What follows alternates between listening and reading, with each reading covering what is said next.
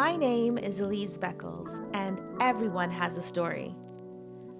I believe that evolving takes place when we tell these stories.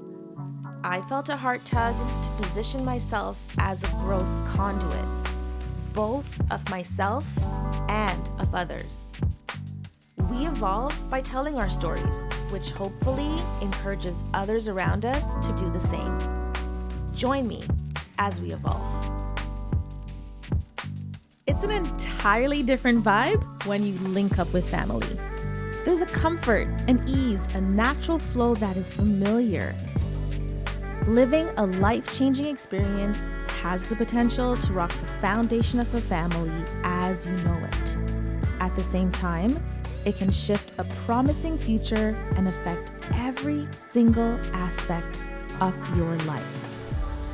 Or it can mold you into exactly the person you were created to be. On this episode, Dwight shares an authentic and resilient view following a life-altering accident. He's the real deal before and after. A masterclass in mindset and perspective.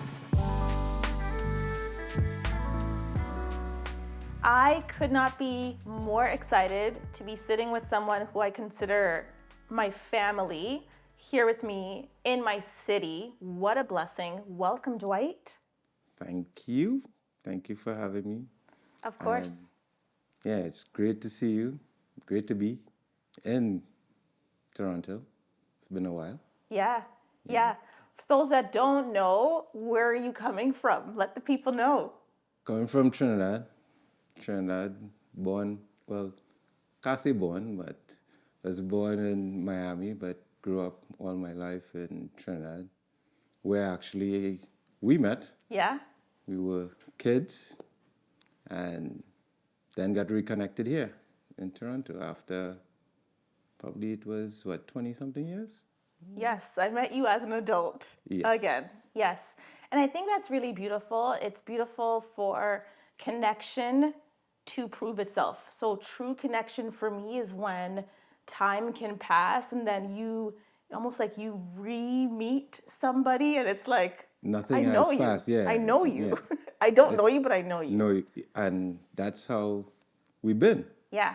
And it doesn't matter how long we may be apart or haven't talked, we just connect and pick up like nothing's happened. That's right. That's right. So, And I think what's cool about you, like what's been amazing is you're so connected. So while obviously life has, gotten or looks very different for you, you're so connected to the humble part of your upbringing. So what keeps you connected to that? Why are you like, yes, I must go back to the country and be in that mix? What is that about? yeah, that's something I pray. I used to pray about that and always say, no matter where I reach in life, I'm from Goya. So they would say, boy, I said, nah, he's a Goya man. I always tell them that. So, no, and it keeps you, as you say, yeah, grounded, centered. No matter what happens in life, it's just like, yeah, I don't miss anything. So it will be something come, it goes. Hey, that's all right. I have life.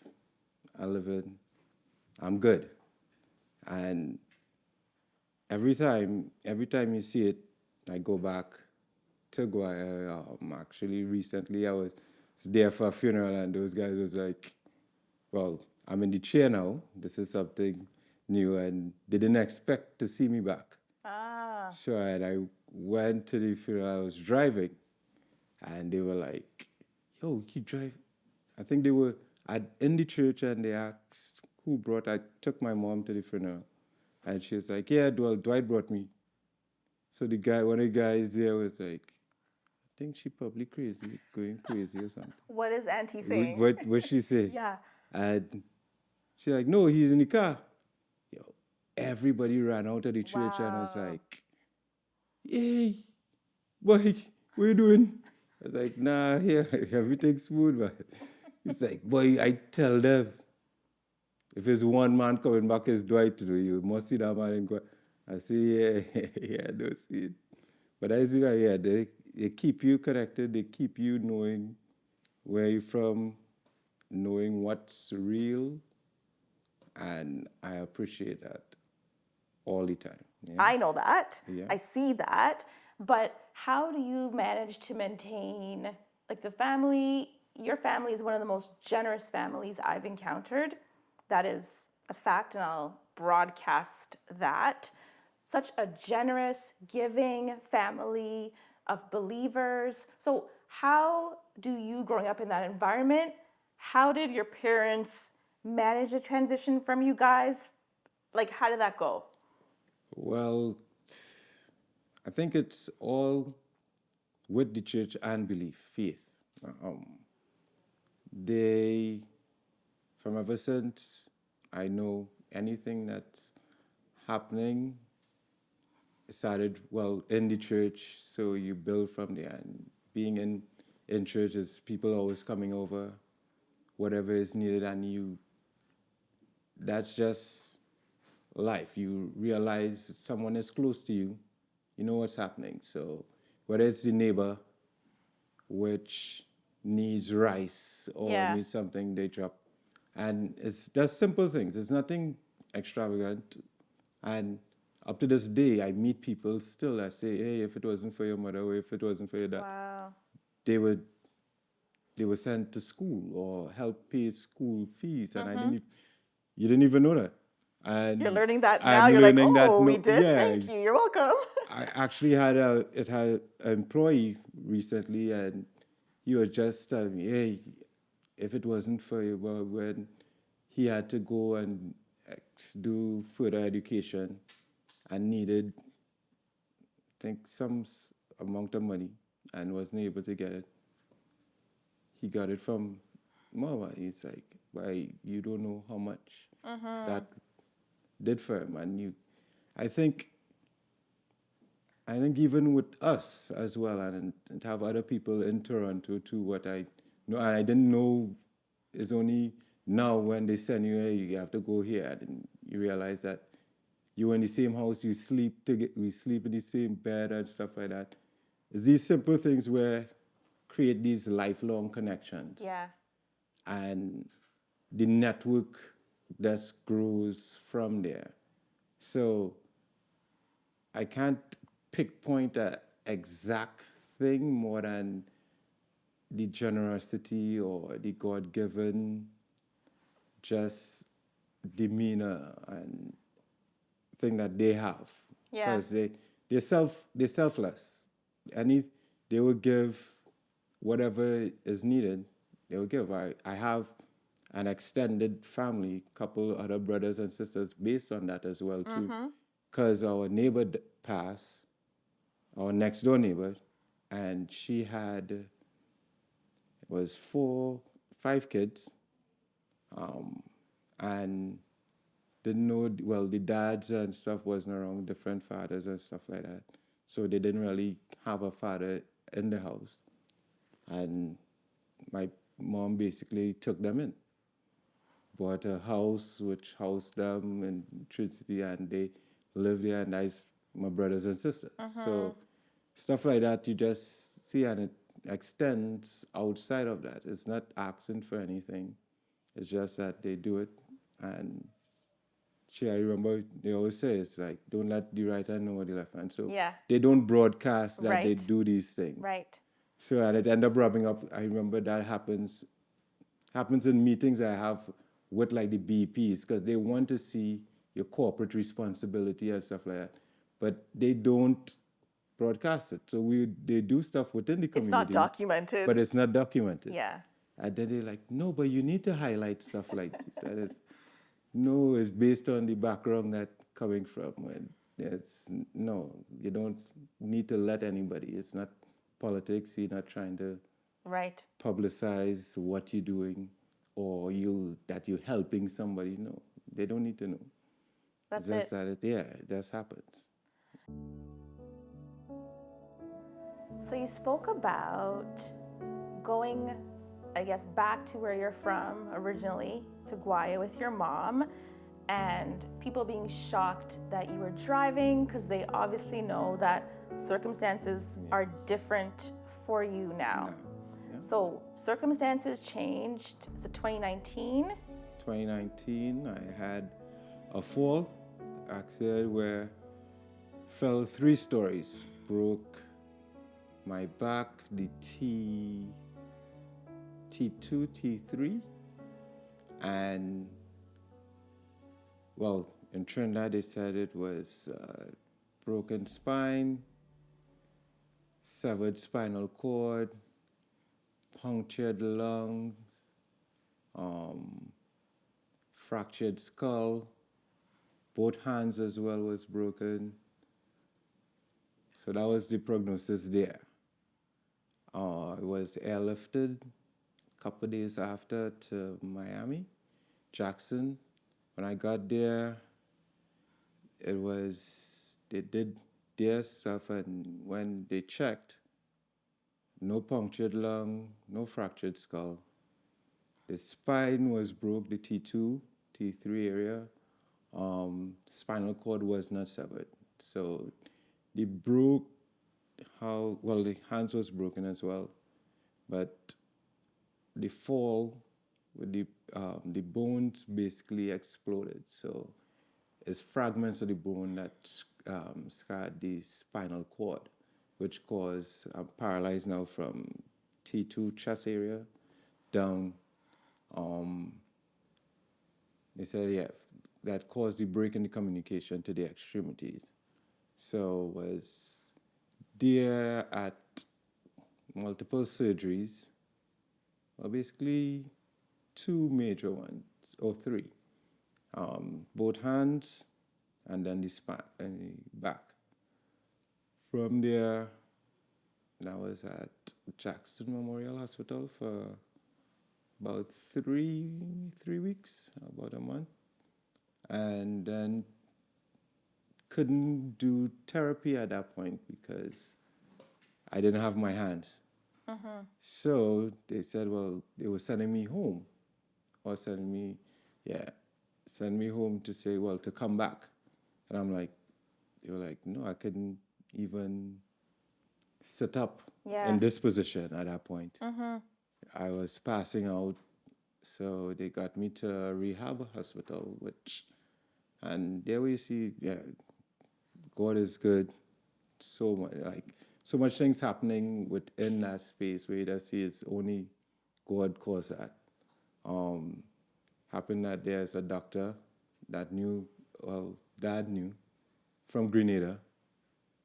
My doctor that operated on me was the NFL doctor or something like that, which ended up just taking my case. And the Grenadian doctor too allocates people to different places. So he came, they were like, doctor, well, my dad knew him. And he got me to a rehab hospital, which took me in. And there where I started my rehab process. And I got from, even up to when I left there, I wasn't able to even sit up. I was in a tilting space. They call it a chair where you have to recline me just to make sure I don't pass out. They had to use a Hoyer lift to get from the bed to the chair. Yeah. So it is just within that period until now. Yeah, it's been life-changing. But it's been great. Good experiences, meeting great people, but there's therapists, everyone that's taken care of me. But that's where I know I have these 3 Fs: faith, family, friends, all came through. So I definitely can't complain or anything. Okay, so this is obviously hard for me because I know you personally, so I'm trying to walk through this with you face to face. Okay, so help. And I'm only pausing because I remember when I heard about the accident, where I was. It's one of those, do you remember when? Yeah, I remember when. I was going to my dad's house and a cousin was visiting from Trinidad. And I don't know what the network is, but this cousin heard something before even I would have heard something. And she's like, oh, Dwight had a fall. And I said, what do you mean? Like, which Dwight? It's like, you're my cousin, so that doesn't compute. You're not the messenger. And then to come to find out, like, what had happened was really a lot for us to hear. Because for us, you were this, like, you're the vibes man, okay? So when we talk to people that we know, and it's like, Dwight is that guy. If we want to have that guy, like, you're that guy internationally, we go to the States, we're good. We go to Trinidad, we're good. You're in Toronto, you're like taking us around in Toronto, like you're that guy. So to hear that almost our hero, Dwight, this had happened was shattering for me personally.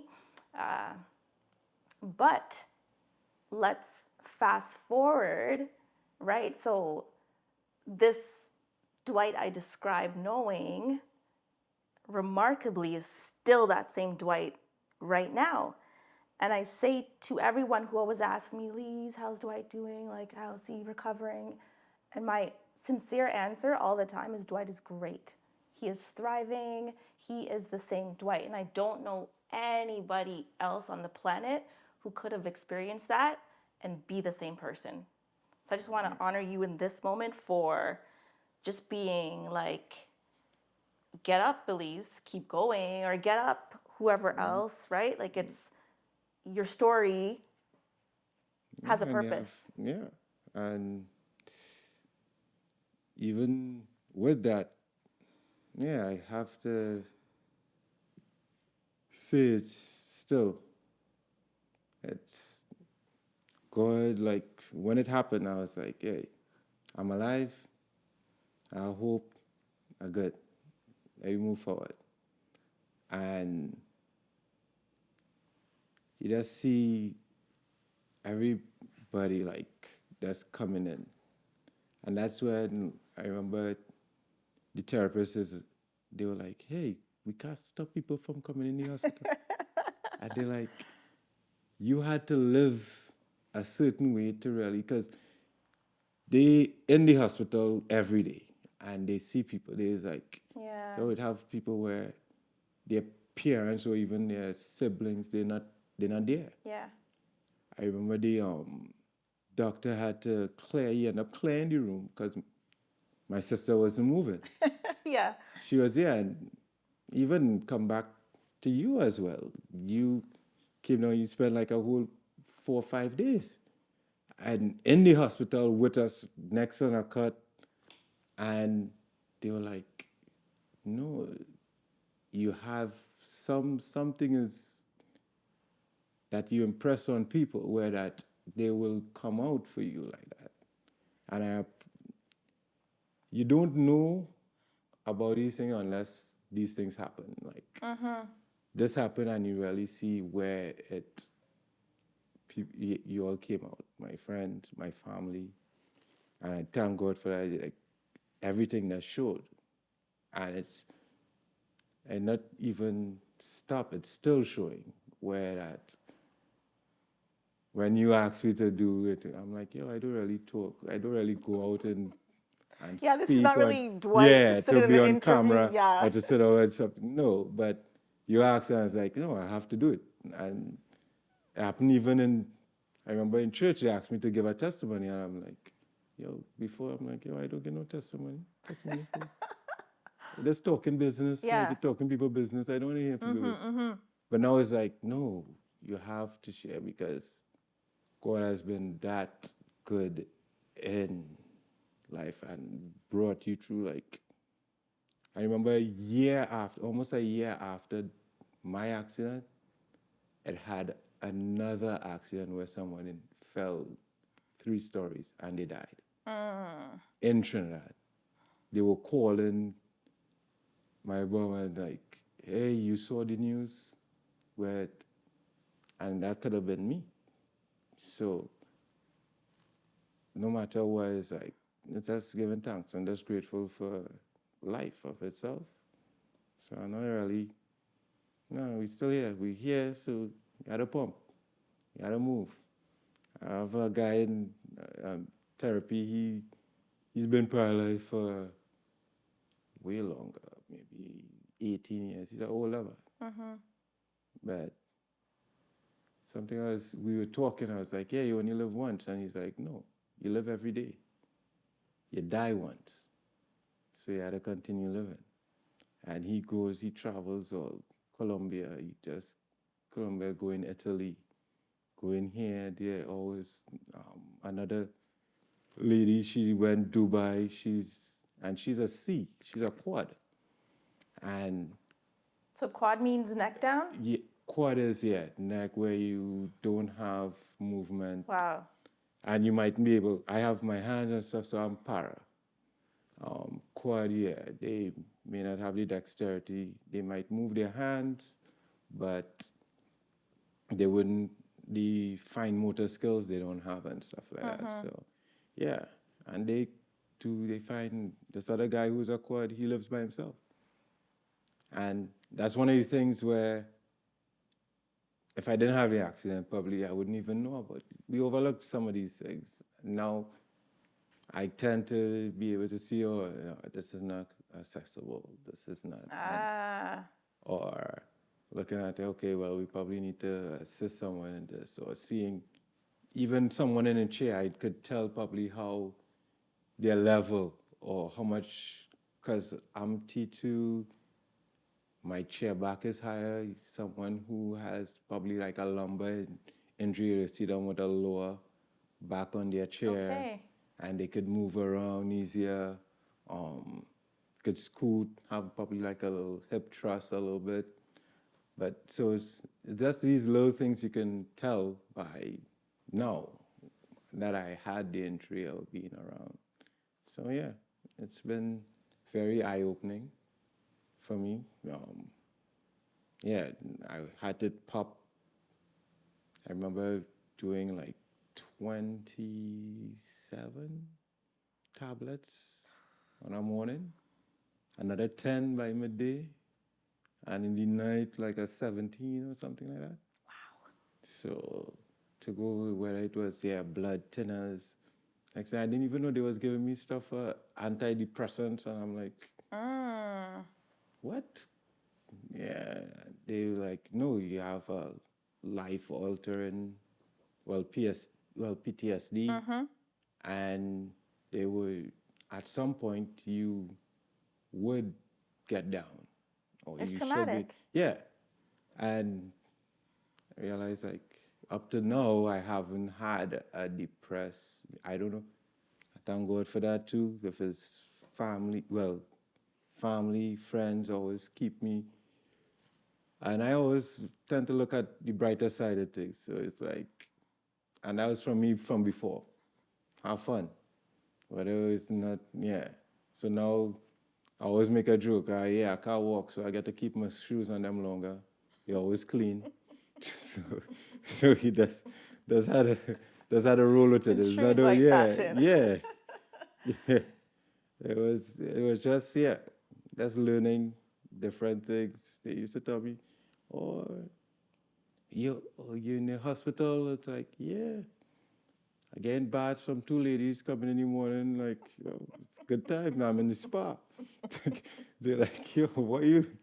They can't believe the humor, they can't right? believe, Yeah.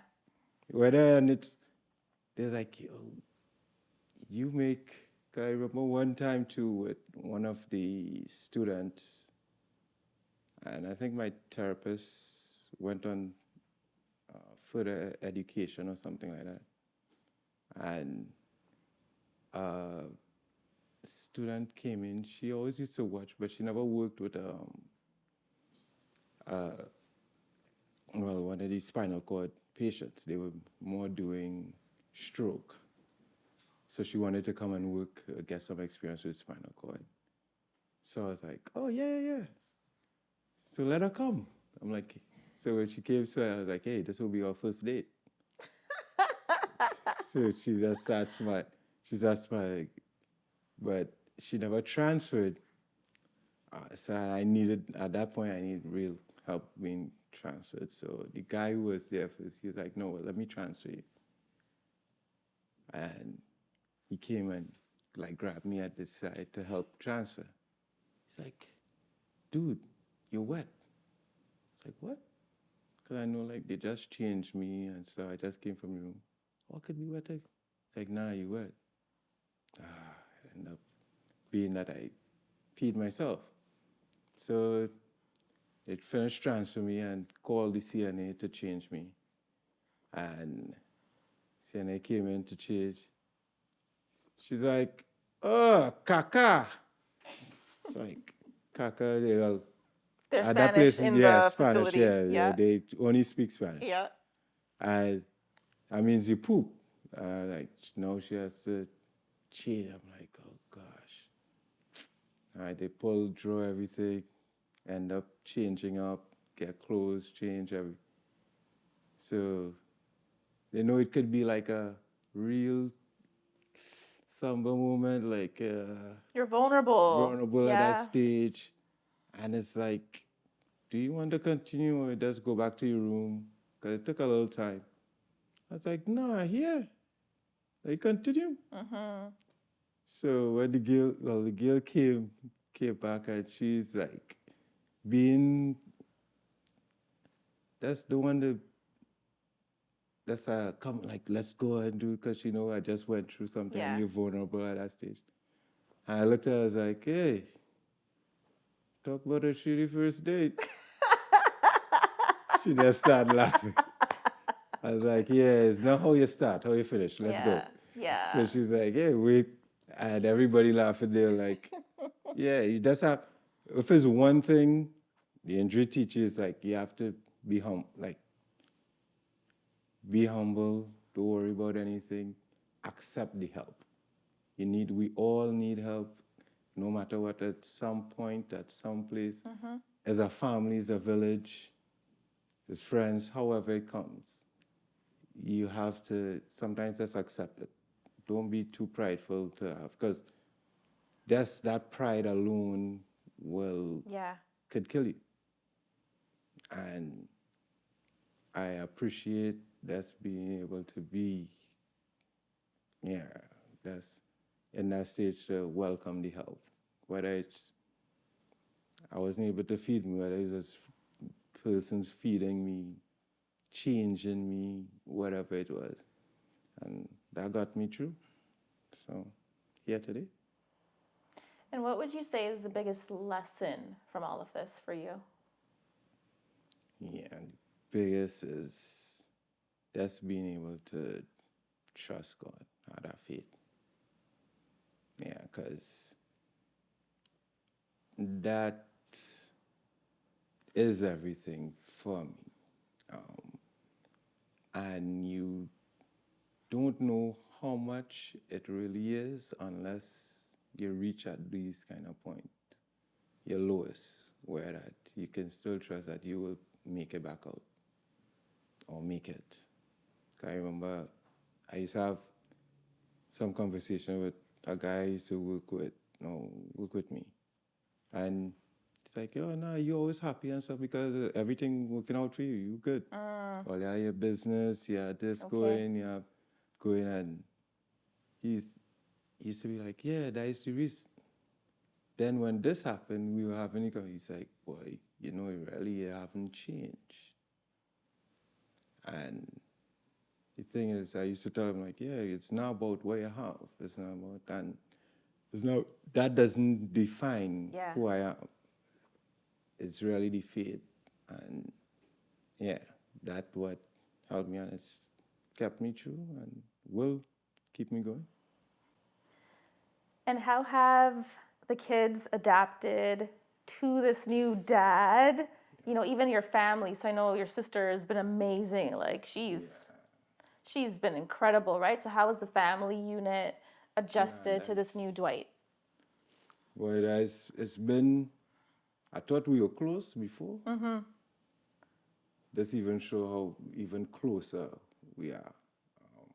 My brother, he will at least once a month he will be coming because he works, and every time off. Sometimes even his friends that weekend, like all his friends came down to visit with him. And then I think it was Art Basel weekend in Miami. Nice. So they wanted to go out too, and he's like, hey, we didn't come here for that. Come here for Dwight. So, yeah, and I'm like, yeah, no. We go one day, I go back home, or they could go to school. Sister, same thing. She wanted to take a year off school because she was doing her law, finishing up her law degree. And I was like, yo, we come so far, you had to go and finish. And that's one time I remember, like, she just started crying, and then I make me start crying for no reason. Everyone's I just crying. want to, yeah, everybody cried. I was no crier, but now Yeah. it's like, yeah, you're crying. Yeah. It's like, nah, you had to go and finish. You had to finish. And she's like, yo, how you could be thinking about me in this time? I was like, nah, you got to, I'm good. And the kids too, that was one of the biggest push through.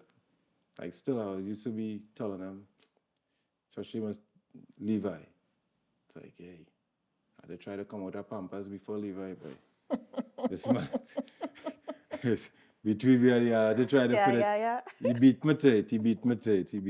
I was trying to get out before him, but he ended up getting up at the chair and thing good. But yeah, he's been there pushing, and that's the drive. We took them to Tobago, Trinidad. They came down to Trinidad with me. Well, we up here in Toronto for them to see snow. Yeah, you can't stop. You had to keep on. We went. They had like adventurers camp. Took them to that as well in the cabin. Put your going. Wow. Yeah, so it's there, always pushing. That life doesn't stop, and definitely is to show them that you can make it through anything. They have 5K at school, and yeah, I got out of the hospital. And I'm like, yo, we doing Wow. it. So I ended up doing the 5K with her.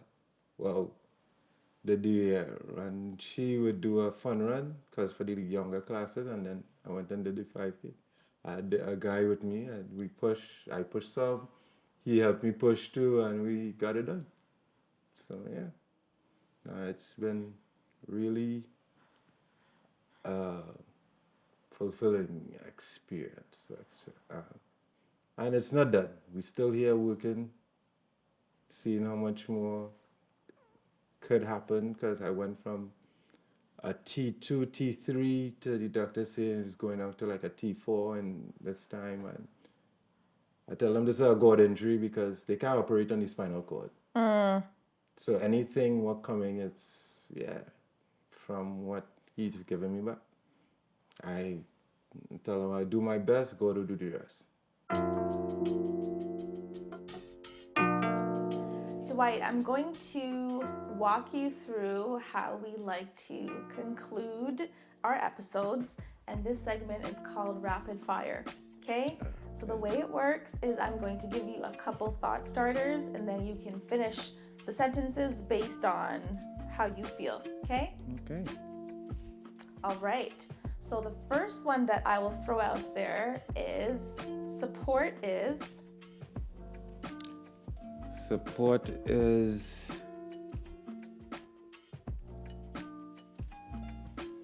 giving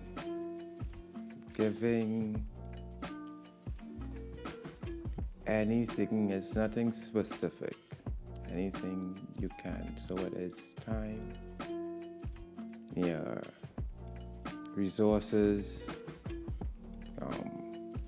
even a word, a hug. It comes natural, and it should come natural, freely, without any wanting back or anything like that. Just support, and that's really just giving to me. okay. Faith is Forever. Having faith that it's always there, not going anywhere. Foundation is faith. And having that is everything. Okay. And finally, family is? Whoosh. I just say everything. Hey, family, that too. Family. And family is just not blood. Family is you. You can't